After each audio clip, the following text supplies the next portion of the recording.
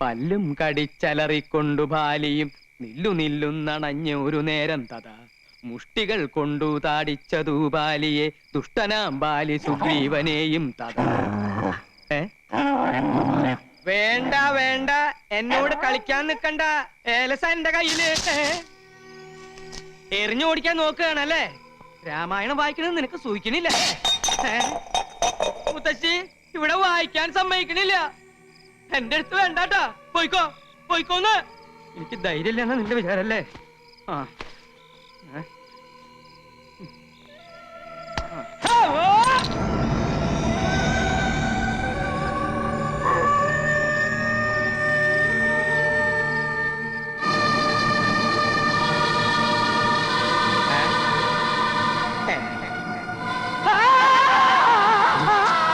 അയ്യേ, ഇത് ഞാനാണ് അമ്മാവ. ഒറ്റടി നേരണ്ടല്ലോ. ഇങ്ങതാ പോ. ഇതെന്റെ കയ്യിലിരിക്കട്ടെ, എനിക്കിതുകൊണ്ടൊരാവശ്യമുണ്ട്. അമ്മാവന്റെ ശബ്ദമൊന്നും കേൾക്കണില്ലല്ലോ. കിഷ്കിന്ത കണ്ട ഇത്ര പെട്ടെന്ന് വായിച്ചു തീർന്നോ? മുത്തശ്ശി ഇത് ഞാനാ. കുട്ടികളെ മാറിട്ടില്ല നിനക്ക്. മനുഷ്യന്റെ നല്ല ജീവൻ അങ്ങ് പോയി. അതിനുള്ള ശിക്ഷയായിട്ട് യുദ്ധകാന്ഡം കൂടി വായിച്ചു തീർക്കട്ടെ അല്ലേ? അതെ അതെ, മുഴുവനിരുന്ന് വായിക്ക. ഊണ് കഴിച്ചിട്ട് വായിച്ചാ പോരെ? എന്റെ കുട്ടിയോട് ഞാൻ പറഞ്ഞിട്ടില്ലേ ത്രിസന്ധിക്ക് മുമ്പ് കോലോത്ത് വരണോന്ന്? ഇവിടെ എന്തൊക്കെയാ നടക്കണെന്ന് അറിയോ നിനക്ക്? എന്റെ മുത്തശ്ശി ഇവിടെ ഉള്ളപ്പോ എനിക്കൊന്നും സംഭവിക്കില്ല. എന്റെ കുട്ടി ആഹാരം കഴിച്ചു കിടന്നോളൂ, സമയം ഏറെയായി. ചെന്നിരുന്ന് വായിക്കടാ. പല്ലു കടിച്ചലറിക്കൊണ്ടു ബാലിയും നില്ലുന്നില്ലെന്നണഞ്ഞൊരു നേരം തഥാ.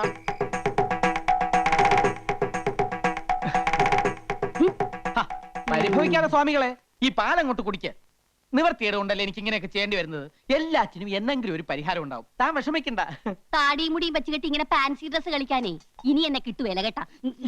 കൊച്ചുത്രേസ്യ ആരെങ്കിലും കാണും. കാണട്ടെ, എല്ലാരും അറിയട്ടെന്നു. ഇങ്ങനെയുണ്ടോ മനുഷ്യന്മാർ?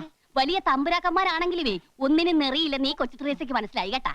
അല്ലേ പിന്നെ കെട്ടിക്കൊണ്ട് വന്ന പെണ്ണിനെ ആരെങ്കിലും ഇങ്ങനെ സ്വാമിയായിട്ട് ഇരുത്തുവാന്ന്. നീ കൂടുതലൊന്നും പറയണ്ട. കടപ്പുറത്ത് തേങ്ങ ഇടിക്കാൻ വന്ന എന്റെ അടുത്ത് ഒന്നും രണ്ടും കൊച്ചു വർത്തമാനം പറഞ്ഞ് നീ അടുത്ത് കൂടിയപ്പോ ഞാനും ഏതാണ്ടൊക്കെ പറഞ്ഞു പോയി. ഏതാണ്ടൊക്കെ പറഞ്ഞെന്നാ? പറഞ്ഞത് കൃത്യമായിട്ട് എനിക്കങ്ങോട്ട് ഓർമ്മയുണ്ട് കേട്ടാ. കൊച്ചുത്രേസ്യയെ ഐ ലവ് യു എന്നാ നിങ്ങ പറഞ്ഞത്. ഈ ഐ ലവ് യു എന്ന് പറഞ്ഞാൽ ഉടനെ കെട്ടിക്കോണോന്നാണെങ്കിൽ കേരളത്തിലെ എല്ലാ ആണുങ്ങൾക്കും 10-15 ഭാര്യമാര് കണ്ടേനെ. ഇനി ഇഷ്ടപ്പെട്ടു ഒന്ന് എന്നെ ഇരിക്കട്ടെ. എന്ത് അപരാധം ചെയ്തിട്ടാ നിന്റെ അപ്പം വർക്കി എന്നെ ഓടിച്ചിട്ട് പിടിച്ച് രജിസ്റ്റർ ഓഫീസിൽ കൊണ്ടുപോയി എന്നെ കെട്ടിച്ചത്? ഞാൻ ബ്രഹ്മചാരിയായി കഴിയേണ്ടവനാണെന്ന് അങ്ങയുടെ കാല് പിടിച്ച് പറഞ്ഞതാ. അന്നേരം ആ കാല് കൊണ്ട് എന്നെ അങ്ങേരെ എന്റെ മുഖത്ത് തൊഴിച്ചു. എന്നിട്ട് എന്നെ ഭീഷണിപ്പെടുത്തി നിന്നെ ഇങ്ങോട്ട് കൊണ്ടുവരികയും ചെയ്തു. കഴിഞ്ഞതൊക്കെ കഴിഞ്ഞ് ഇനി നമുക്ക് എല്ലാം അങ്ങോട്ട് മറക്കാം. തിരുമേനി, എല്ലാം ഞാൻ മറക്കാം, എന്റെ ബ്രഹ്മചര്യം ഒഴിച്ച്. കൊച്ചുത്രേസ്യയെ, എനിക്ക് എന്റെ ജീവനിൽ കൊതിയുണ്ട്. നമ്മുടെ രഹസ്യ വിവാഹം കഴിഞ്ഞെങ്കിലും മേപ്പാടം കൽപ്പിക്കുന്നത് വരെ ഞാൻ സ്ത്രീ സുഖം അനുഭവിക്കുന്ന പ്രശ്നമേ ഇല്ല. അങ്ങനെ പറയല്ലേ. തമ്പുരാൻ അറിയാവാ, ഇന്ന് നമ്മുടെ ആദ്യ രാത്രിയാണ്. എന്റെ കാളരാത്രി. അന്ന് കടാപ്പുറത്ത് വെച്ച് ആദ്യമായി തമ്പുരാൻ എന്നെ ഇഷ്ടമാണെന്ന് പറഞ്ഞ ദിവസം ഓർമ്മയുണ്ടാ? ദുർദിനങ്ങൾ ഞാൻ ഓർമ്മിക്കാറില്ല. എനിക്ക് നല്ല ഓർമ്മയുണ്ട്. അന്ന് അയലയും മത്തിയും ചാകര വന്ന ദിവസിയാണ്. ആ സന്ധ്യക്ക് കടാപ്പുറത്ത് വെച്ച് തമ്പുരാൻ എന്നെ നോക്കി പറഞ്ഞു, കൊച്ചുത്രേസ്യ സുന്ദരിയാണ്. കളിയാക്കിയാലും മനസ്സിലാകാത്ത പെണ്ണ്. ഒരു കാര്യം ഞാൻ പറഞ്ഞേക്കാം. ഞാൻ ജീവനോടെ ഇരിക്കുന്നത് കാണണമെന്നുണ്ടെങ്കിൽ ശൃംഗരിക്കാൻ വരാതെ മര്യാദയ്ക്ക് അടങ്ങി ഒതുങ്ങി ഇവിടെ കഴിഞ്ഞോണം. സമനില തെറ്റി ഞാൻ വല്ലതും ചെയ്തു പോയാൽ പാലമരത്തിന്റെ ചോട്ടിൽ നിന്ന് പിറ്റേന്ന് നീ തന്നെ എന്റെ എല്ലും മുടിയും പറക്കേണ്ടി വരും. അപ്പൊ ജീവിതകാലം മൊത്തം എന്നെ ഇങ്ങനെ സ്വാമി വേഷം കെട്ടി ചിരുത്താനാണ് ഇങ്ങോട്ട് കെട്ടിയെടുത്തോണ്ട് വന്നത്. മേപ്പാടം കൽപ്പിക്കുന്നത് എന്ത് പറഞ്ഞാലും മേപ്പാടം. ഭഗവതി കേക്കണേ. പ്രേമെന്നോ? കൊല്ലും നിന്നെ ഞാൻ. ആവശ്യത്തിലേറെ ലാളിച്ച് വഷളാക്കിയതിന്റെ കുഴപ്പമായി കാണണേ. ഞാനിവിടെ 46 വയസ്സ് കഴിഞ്ഞ് നിൽക്കാൻ തുടങ്ങിയിട്ട് കാലം കുറയായി. എന്നിട്ട് ഇങ്ങനൊരു ചിന്ത എനിക്ക് വന്നിട്ടില്ല.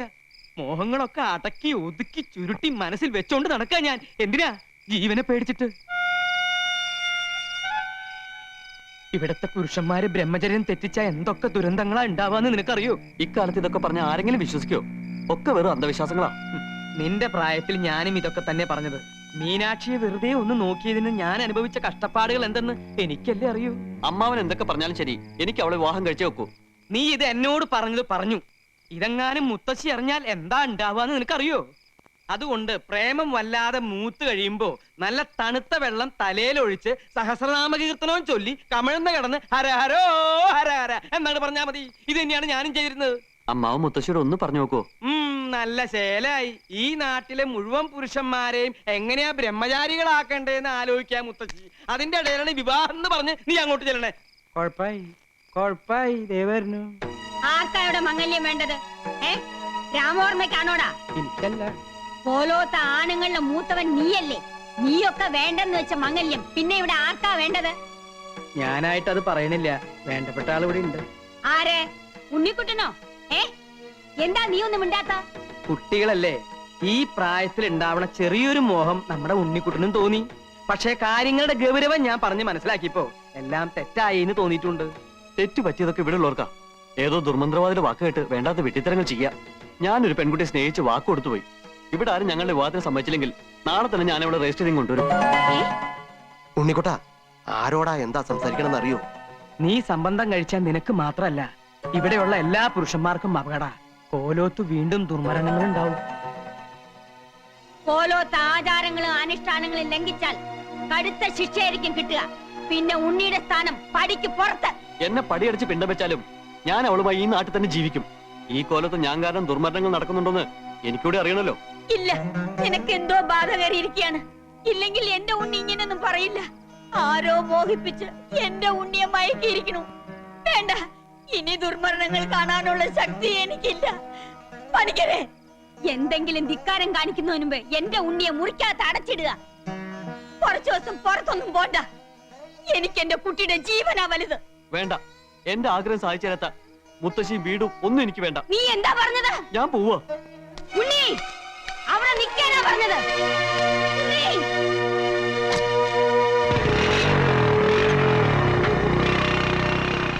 അവൻ എവിടെ പോകാനാ മുത്തശ്ശി? 1 മണിക്കൂറിനകം അവൻ തിരിച്ചു വരും. വരണ്ട. ഈ ആഗ്രഹം മനസ്സിൽ വെച്ചോണ്ടിരിക്കുന്നവൻ ഇനി കോലോത്തേക്ക് വരണ്ട. ഞാൻ ഇങ്ങോട്ട് വന്നിട്ട് നേരം കുറെ ആയേ ത്രേസ്യ, ഇനി അങ്ങോട്ട് പോട്ടെ. അങ്ങനെ ഇപ്പൊ പോവേണ്ട കേട്ടാ. കുറച്ചു നേരം കൂടി ഇരുന്നിട്ട് പോയാ മതിയെന്ന്. അയ്യോ, ഞാൻ ഇവിടെ ഇരുന്നിട്ട് ഒരു പ്രയോജനവും ഇല്ല. മേപ്പാടൻ എന്ത് പറഞ്ഞാലും നിങ്ങളുടെ ഒരു മേപ്പാടൻ. അയാളെ എന്റെ കയ്യിലോട്ടൊന്ന് കിട്ടട്ടും. അയ്യാക്കട ഒരു ദുർഗന്ധവാദം. ആരാണ്ട് വരുന്നു. അങ്ങ് അകാലം അല്ല ത്രികാല ജ്ഞാനിയല്ലേ സ്വാമി? ശരണം ശരണം പൊന്നയ്യപ്പ. സ്വാമി അല്ലാതെ ശരണമില്ല. സ്വാമി ശരണം. രക്ഷിക്കണം. എന്റെ ഉണ്ണി ഈ കുടുംബത്തിന്റെ അന്തകനായി മാറാൻ പോണു. അവന് വിവാഹം കഴിക്കണമെന്ന് ഏതോ ഒരു പെണ്ണുമായി അവന് പ്രേമമാണെന്ന്. ഈ കുടുംബത്തിലെ പുരുഷന്മാർക്ക് ഈ ജന്മത്ത് സ്ത്രീ സുഖം പാടില്ലെന്ന് അറിയാലോ. എന്റെ മോന്റെ മനസ്സ് മാറ്റാൻ എന്തെങ്കിലും ഉപദേശിക്കണം. ഓ, ഒന്നും മനസ്സിലാവുന്നില്ല. മനസ്സ് മാറ്റിത്തരാൻ ശ്രമിക്കാമെന്ന് അദ്ദേഹം പറയുകയായിരുന്നു. മാത്രമല്ല, ഈ കോലോത്തെ ആണുങ്ങൾക്ക് വിവാഹം കഴിക്കാൻ കഴിയുന്ന തരത്തിൽ ഒരു വിശേഷാൽ പൂജ നടത്തി തരാനും അദ്ദേഹത്തിന് ഉദ്ദേശമുണ്ട്. എന്ത് പൂജ നടത്തിയാലും അത് ശരിയാവില്ല സ്വാമി. കർമ്മികളിൽ വെച്ച് കർമ്മിയായ മേപ്പാടിന് പോലും ഈ കുടുംബത്തെ ബാധിച്ചിരിക്കുന്ന ദുരാത്മാവിനെ പേടിയാ. അത്രയ്ക്ക് ഭയങ്കര അവള്. അതിനേക്കാൾ ഭയങ്കരിയ എന്റെ കുട്ടിയെ മയക്കി വശത്താക്കി അവൾ. ഇവിടത്തെ കുട്ടികളെ വശത്താക്കി കുടുംബം നശിപ്പിക്കാൻ വരുന്നവളെ ഈ ഭൂമിയിൽ ഞാൻ വെച്ചേക്കില്ല. മുത്തശ്ശി, ഉണ്ണിയേട്ടന്റെ ബൈക്ക് ആക്സിഡന്റ് ആയി. ഏട്ടനെ ഹോസ്പിറ്റലിൽ അഡ്മിറ്റ് ചെയ്യിക്കണമെന്ന് ഫോൺ വന്നു. എന്റെ ഉണ്ണി കേട്ടോ സ്വാമി, മനസ്സിലായിരുന്നത് തോന്നിയതേ ഉള്ളൂ. അപ്പൊ തന്നെ അപകടം വന്നു. എന്റെ ഈശ്വര, എന്റെ ഉണ്ണിക്കൊന്നും വരുത്തരുതേ. എന്റെ ഉണ്ണി ഈശോയെ, ഇത് എന്നാ പരീക്ഷണമാണ്.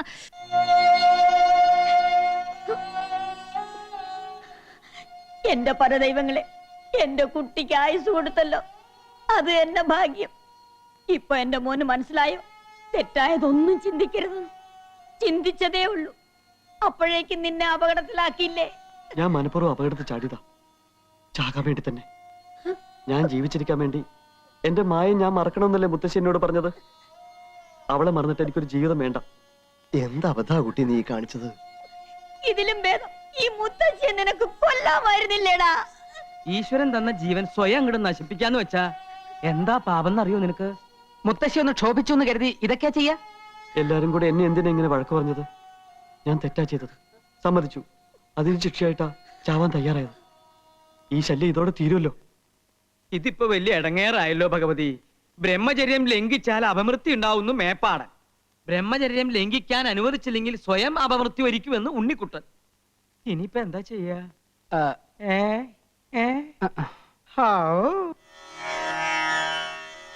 ഇന്ദ്രായ സുരധിപതേ വജ്രഹസ്തായ സൂര്യപാർഷദേ നമഃ.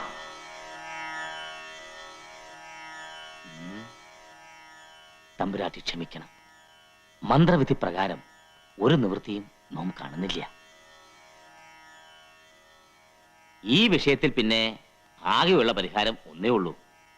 ഉണ്ണിക്ക് അത്രയ്ക്കങ്ങട് നിർബന്ധാച്ചാ വിവാഹമാകാം. ദേവി, പക്ഷേ വിവാഹം കഴിഞ്ഞാലും ബ്രഹ്മചര്യം കാത്തു സൂക്ഷിക്കണം. ചുരുക്കി അങ്ങോട്ട് പറഞ്ഞാല് സ്ത്രീ സുഖം അനുഭവിക്കാൻ പാടില്ല.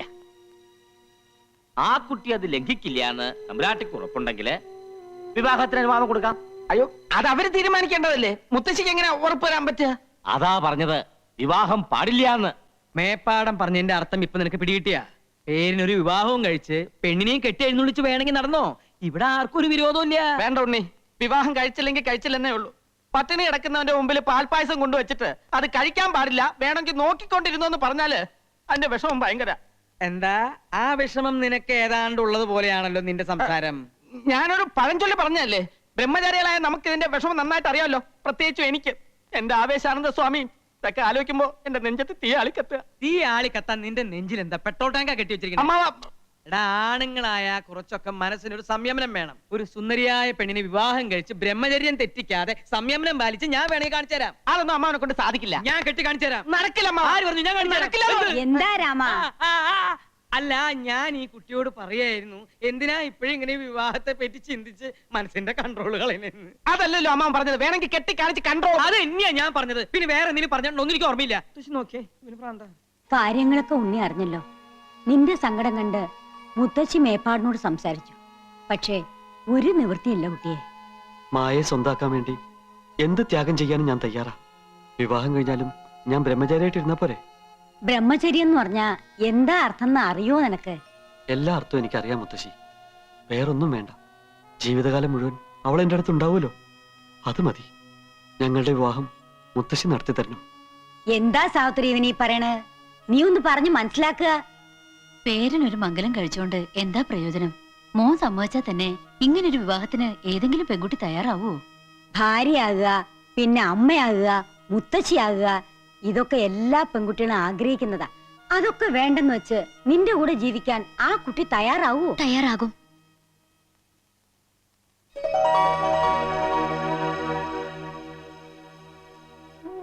ക്ഷമിക്കണം, ഉണ്ണി ഈ അവസ്ഥയിലെത്താൻ കാരണം ഞാനാ.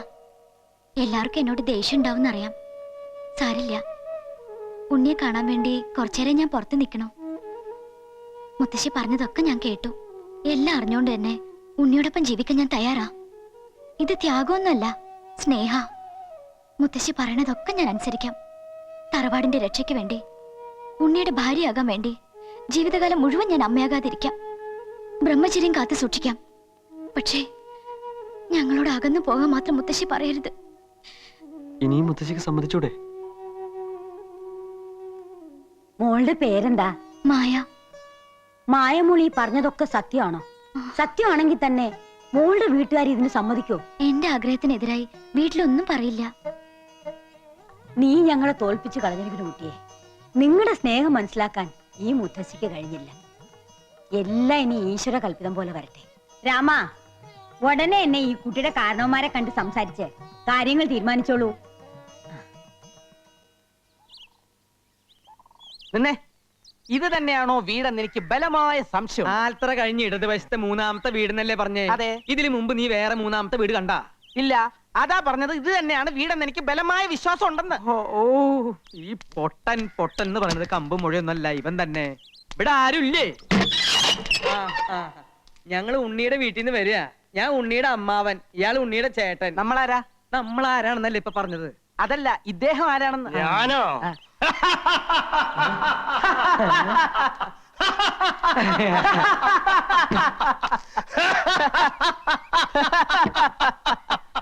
എന്താ കൃഷ്ണ ചിരിക്കണേ? ഭ്രാന്തൊന്നും ആവില്ലെന്നാ തോന്നണേ, വെറുതെ കൂടെ ചിരിച്ചോളൂ. ഞങ്ങൾ ഉണ്ണിയുടെ പെണ്ണിനെ കാണാൻ വന്നതാ. മനസ്സിലായി കുട്ടിയെ, ദേ അവര് വന്നിരിക്കണോ?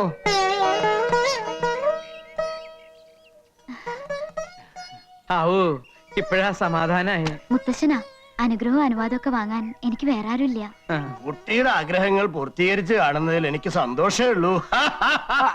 വർഷങ്ങളോളം നിലനിന്നിരുന്ന ആചാരം തെറ്റിച്ചോണ്ടാ ഈ വിവാഹം നടക്കാൻ പോണേ. അതുകൊണ്ട് വിധിപ്രകാരമുള്ള കർമ്മങ്ങളൊന്നും ഇല്ലാതെ രജിസ്റ്റർ ഓഫീസിൽ വെച്ച് നടത്താന്നാ വിചാരിക്കണേ. എനിക്ക് യാതൊരു വിരോധമില്ല. അങ്ങനെയെങ്കില് ഏറ്റവും അടുത്ത ദിവസം തന്നെ ഇവരുടെ വിവാഹം അങ്ങോട്ട് നടത്തിക്കളയാം.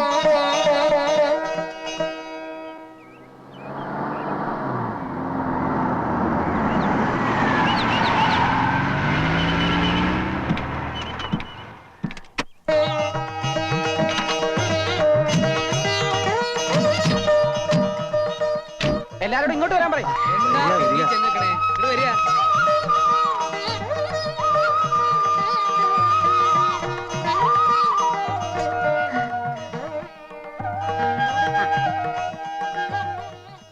ആദ്യം സ്വാമികളുടെ അനുഗ്രഹം വാങ്ങിക്കൊള്ളൂ.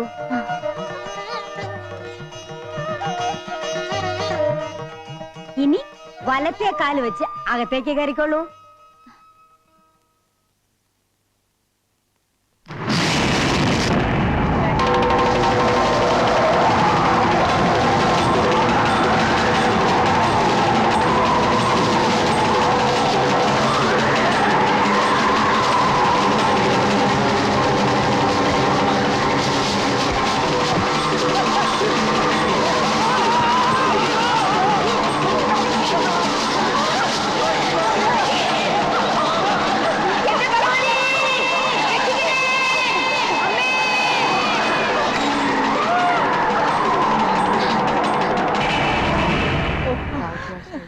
ആചാരങ്ങൾ തെറ്റിച്ചതിന്റെ ശിക്ഷയാണോ? എന്റെ മോള് വിഷമിക്കണ്ട, അകത്തേക്ക് പോയിക്കോളൂ. കാല്, ഉണ്ണി വാ. വിട്. കാല്, കാല്. അയ്യോ നീ കാലെടുക്കടാ. അമ്മാവൻ കാലെടുക്ക്. എന്റെ മക്കളെ, അമ്മാവൻ കാലെടുത്താലേ എനിക്ക് പതുക്കെ.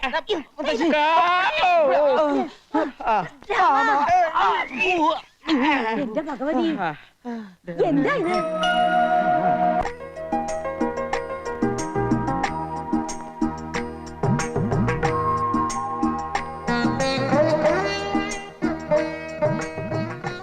എന്തേ ഇത്ര വലിയ ആലോചന? എല്ലാം എന്റെ ആഗ്രഹം പോലെ നടന്നല്ലോ. ഉണ്ണിപ്പോ എന്റെ സ്വന്തമായില്ലേ? എനിക്ക് വിശ്വസിക്കാനാവണില്ല.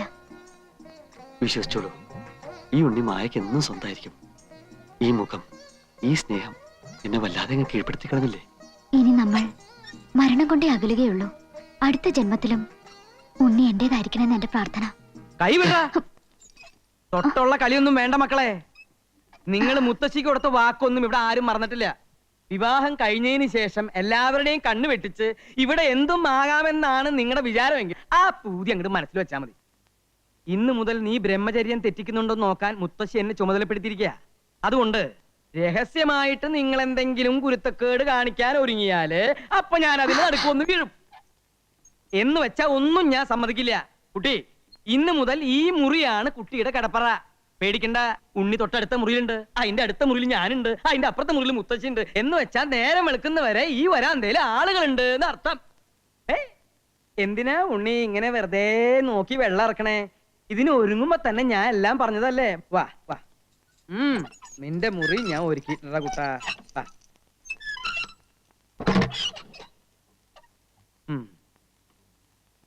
ഇന്ന് നിങ്ങളുടെ ആദ്യ രാത്രിയാണല്ലേ? അതെ.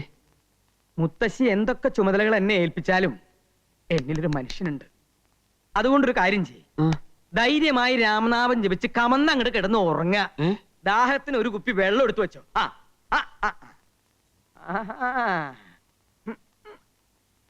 നോക്കണ്ട, നിന്നെപ്പോലുള്ള ചെറുപ്പക്കാര് ചിലപ്പോ ജനലും പൊളിച്ച് അപ്പുറത്ത് കയറിന്ന് വരും. എന്താണാവോ?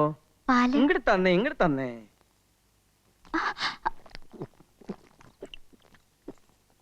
പഴിവെക്ക്. ഇനി കുട്ടി ധൈര്യമായിട്ട് കിടന്നുറങ്ങിക്കോളൂ. Good night. അമ്മാവാ, മിരിച്ചു നിൽക്കാണ്ട് പോയി കിടന്നുറങ്ങണ.